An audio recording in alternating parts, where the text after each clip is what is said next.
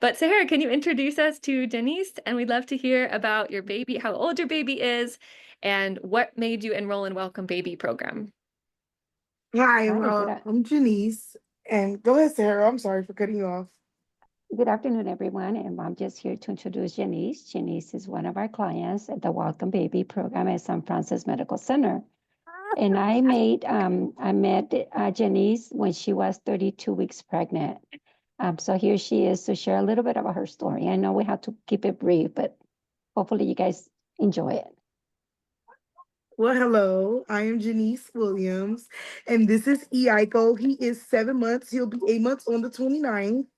Um, like she said, I came into the Welcome Baby program when I was 32 weeks. I was facing homelessness. I actually was sleeping in my car. Um, and when I got to them, they were just so helpful. They helped me look for shelters for me while I was pregnant, like through my whole journey of being pregnant. Well, some of my journey of being pregnant. And it helped me so much. It even found me housing. I'm in my house now. Um, it just got me far. I'm a first time mom. Um, and I don't have any support, but Welcome Baby supporting me. And my thing to others who that if there's people that want to join Welcome Baby, I think that they should. It's a lot of benefits on helping first time moms, even breastfeeding. I still breastfeed my baby. Sahara is such a good Welcome Baby coach. Like I love her. Like we have a good bond. She makes sure that Yaiko is on his milestones, make sure I'm doing things as a first time mom, good things to help me and my baby learn each other at the same time um, as well. So I really recommend Welcome Baby. I get help with diapers, wipes, any hygiene I need, anything I need, even furniture that's in my home. Welcome Baby assisted with. I'm so grateful to be a part of Welcome Baby. I didn't know that I can get this much support from an organization like this, and it actually uplifts me because I have no one but them. And I'm really appreciative of Welcome Baby. Thank you so much for sharing that and just being here with us today. It's such an honor to hear directly from you. So thank you very much.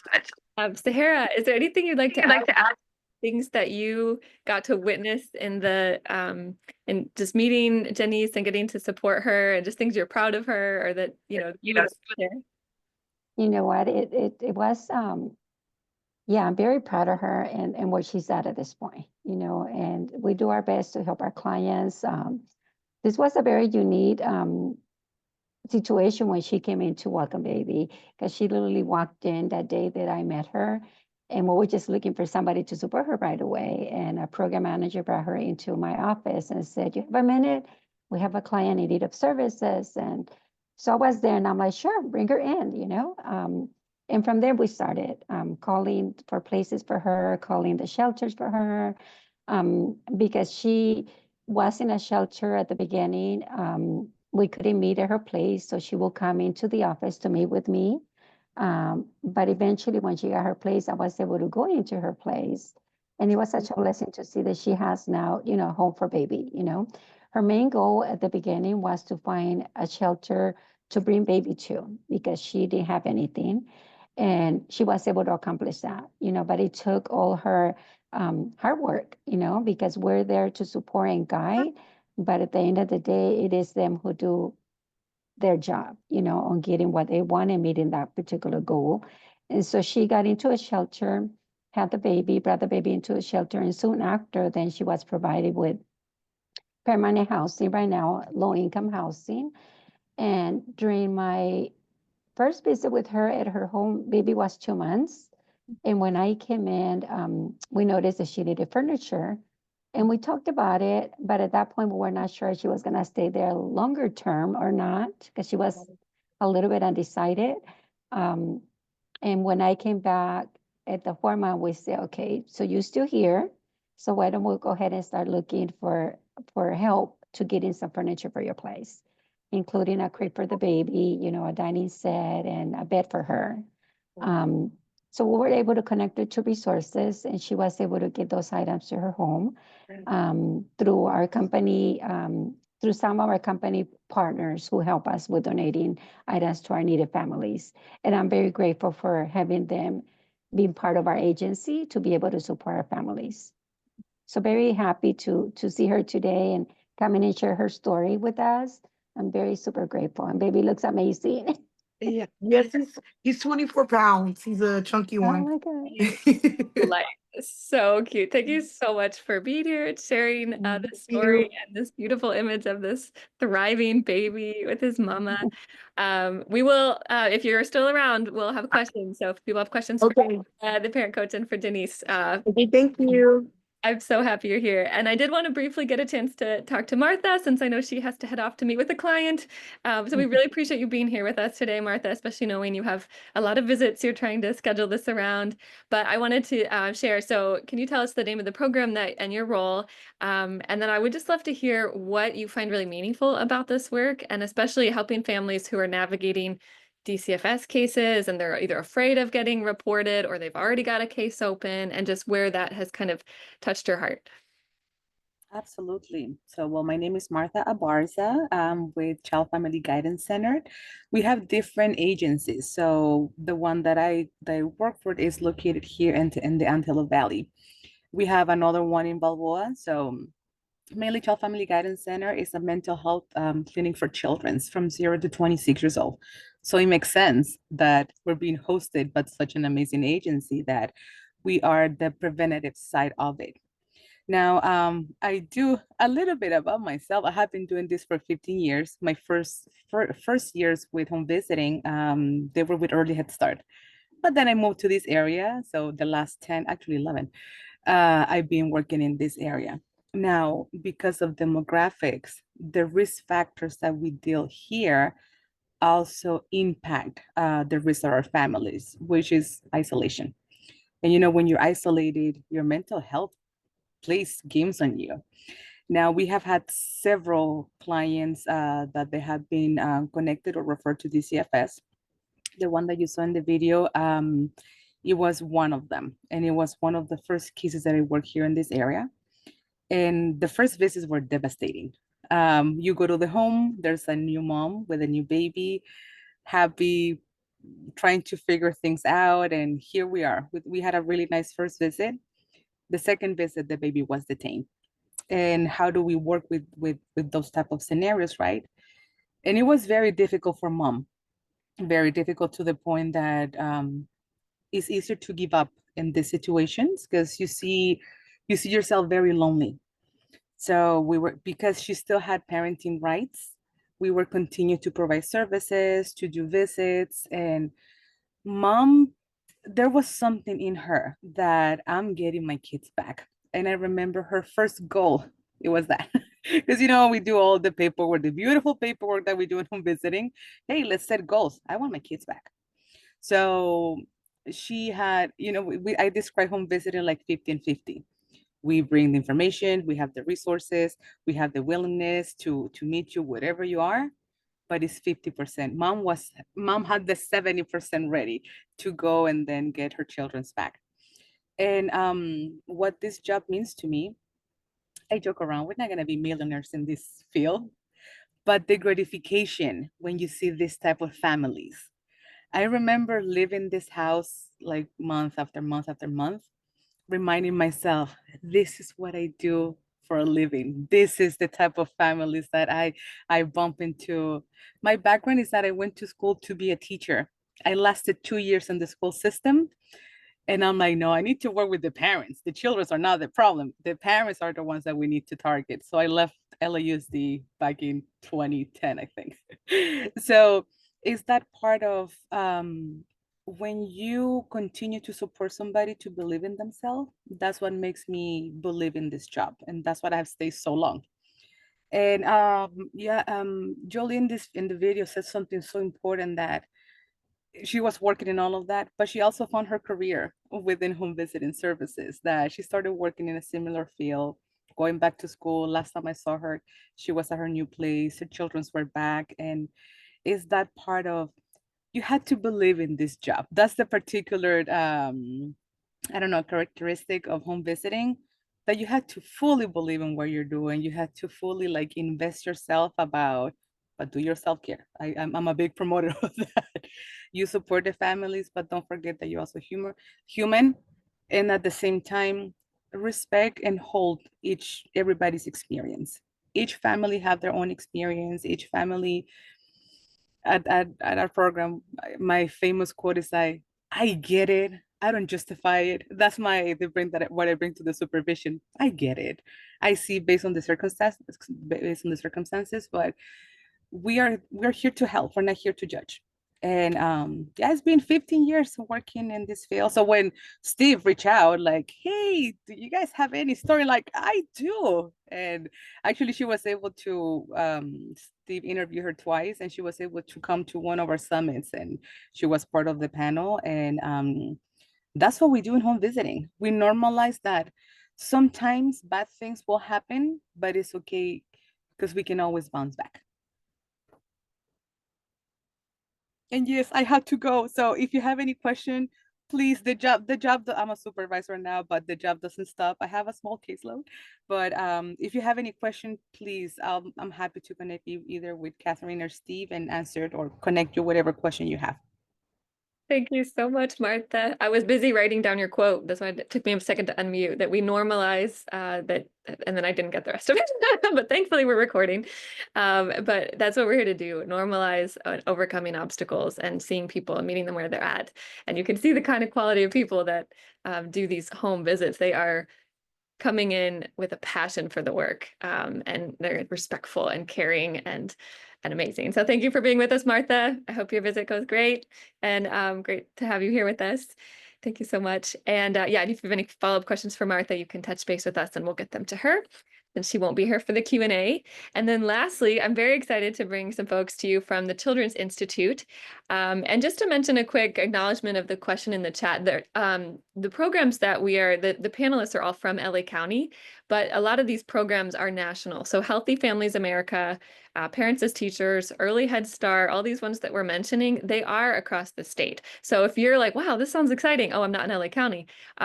Please, we want you to reach out to find home visiting programs near you. And if you have any trouble, like Antoinette said, please reach out and we'd love to connect you. But I do want to introduce you to the Children's Institute team that is here.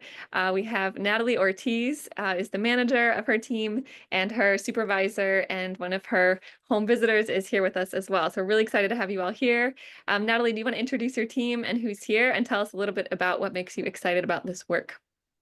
Yes, hello, hi. So my name is Natalie Ortiz, and I'm the home-based manager here at Children's Institute. So, and I also have today with us Davy. She is our supervisor for our CalWorks home-based program. And then we have one of our home visitors here, Tamara Satterwhite, and she's one of our home visitors also for our CalWorks home-based program. So I'm very happy that they were able to join us today. So something that makes me happy about this home visiting program that we do. So I do want to just say a little bit about the history of why I came over to home base. I've been here for 12 years now.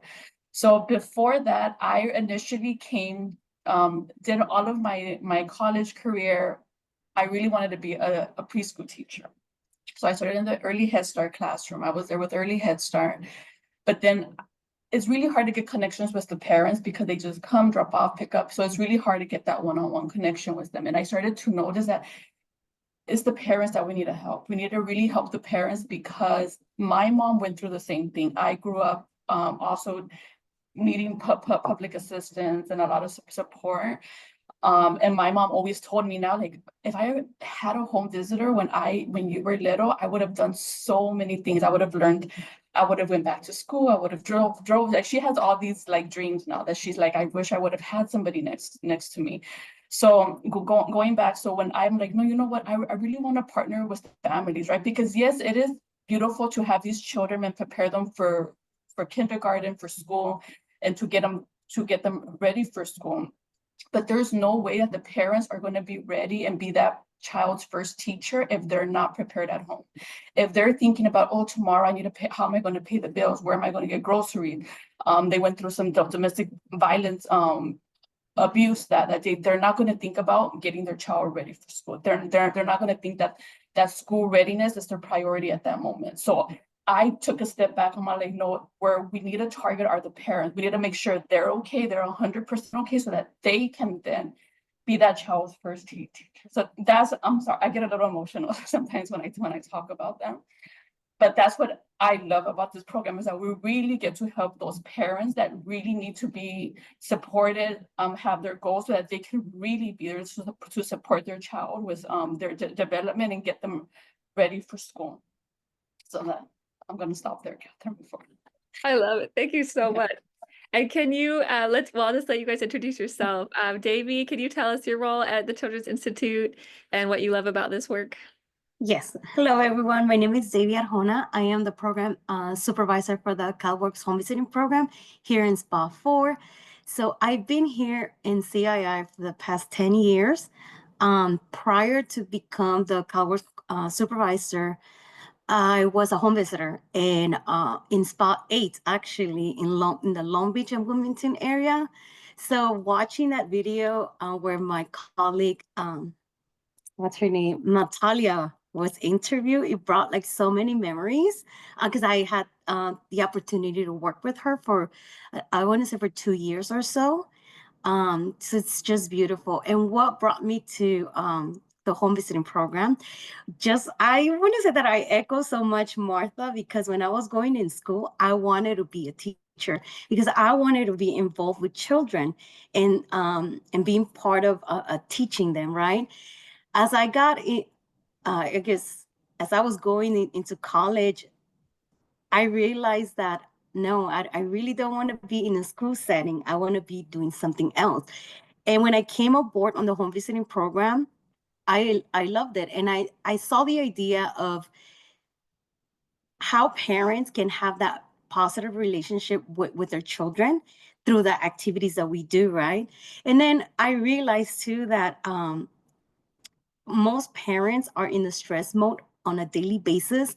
So when I bring those activities, they play, however, it doesn't sink in. So then I said, no, maybe there's more to this.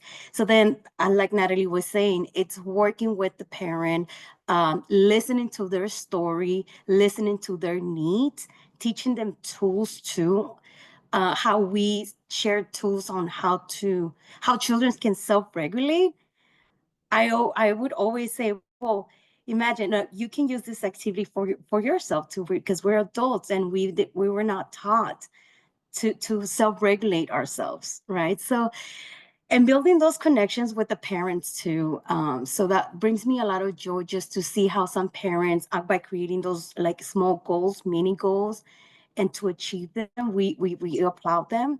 Like this morning, we had a parent social that I was observing, and I really enjoy how the parents were connecting with their children, but they were also connecting with other parents here at the social. So for me, that was it brought me joy, and it reminded me again of why am I doing this? Like, why am I here? So yeah, thank you. Wow, that is so powerful. And the layers of helping them connect not only with their children, but with others, which, as we know, is how else do you provide support if you don't have it yourself, and creating that long-term sustainable social connections. That's amazing. Thank you for sharing that. Tamara, would you introduce yourself? And I might have pronounced your name wrong, Tamara. Please tell us how to say your name and tell us what got you into this work, your role, and what you love about home visiting. Oh, I think you might have to unmute. I know Zoom life is the worst. Oh, sorry. No, we just want to hear you. Thank you.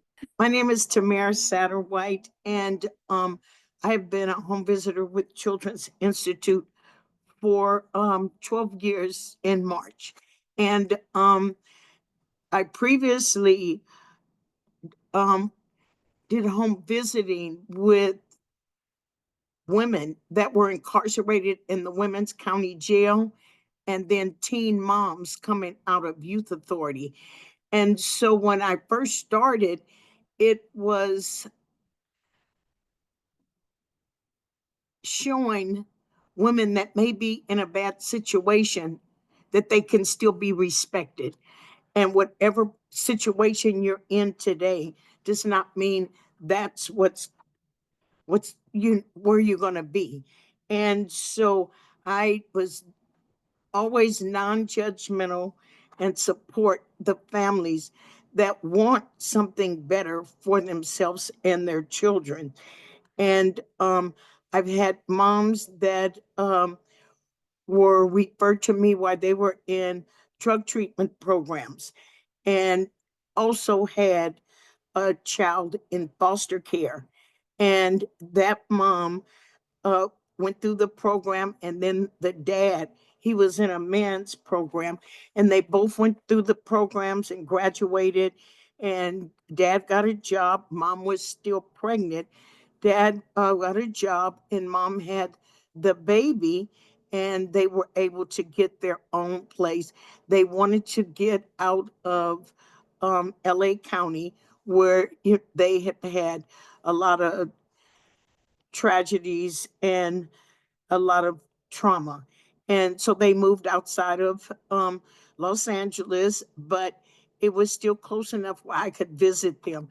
And so mom regained custody of her son. She did all the parenting classes and everything. And then she also, you know, went to work and had a job when the baby was old enough to go into daycare.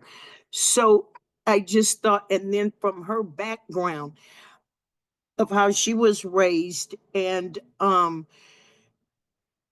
it was very, very important to me to help this mom, because her trauma had lasted since she was, say, an adolescent. And I also at Children's Institute received a referral, and when I looked at it, it was a man's name. And I said, oh, they put the baby's name where the parent's name is supposed to be. So when I called, the dad was a single dad, and he was given custody of his child in the hospital. He did not know that he was going to be given custody. He thought the mom was going to take the baby home, and, he'd take care of them. And so there was a restraining order put on the mom because she had two previous kids that were in foster care. So dad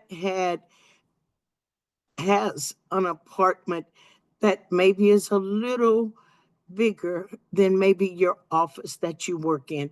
And that's their entire home. And it has been very hard for him to get housing resources. Everything is for moms and children, moms and children. And he found a support group online of single dads around the United States. And working with him made me realize how important it is to include the dads. And Children's Institute does have a Project Fatherhood program. And I think it's very important to include the dad and um, have more resources for them. The dad that has been on my caseload now for going on 3 years, he has so many referrals that you and resources that were given to him, but when they seen that he was a single dad, he didn't get the services. And so I would really like to bring the awareness regarding fathers and single dads that are not getting the housing resources. He hasn't received any response to the housing resources. And they said because it's for homeless people, and because he is in this very small single apartment, we have funds where we could get the baby a crib, a high chair, playpen. It was too small. The apartment was too small to even purchase a baby bed for the family. And so he was really been trying to get housing. And I just want to let everybody who does work with housing resources that it's a need for single dads too. It might not be as many as with the moms, but there is a need. Yes. And I appreciate you giving me time to share. It's so powerful to hear. I mean, your passion is so clear and your respect for them and just going where they are and seeing them and the unique scenarios. Sometimes it's not a mom, sometimes it's a dad. And I love that you are advocating for them as well as supporting them. So thank you so much for sharing.